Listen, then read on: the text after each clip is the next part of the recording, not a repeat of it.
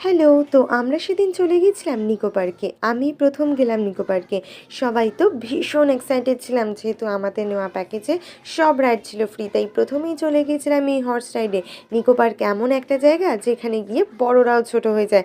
তারপর ভয়ানক সেই ride, flying saucer, sky driver সব চললাম। রোপওয়েতে উঠে উপর থেকে নিকো পার্কের ভিউটা জাস্ট দারুণ লাগছিল।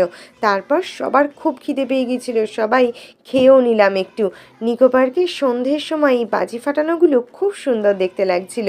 নিকো পার্ক দিনের সময় একরকম লাগে, আর সন্ধ্যের সময় লাইটিংয়ের জন্য আর এক রকম দেখতে লাগে। তারপর টয় ট্রেনে চড়ে পুরো নিকো পার্কটা ঘুরলাম। রোলার কোস্টার থেকে শুরু করে আমরা মোট 17 রকম রাইড চড়েছিলাম।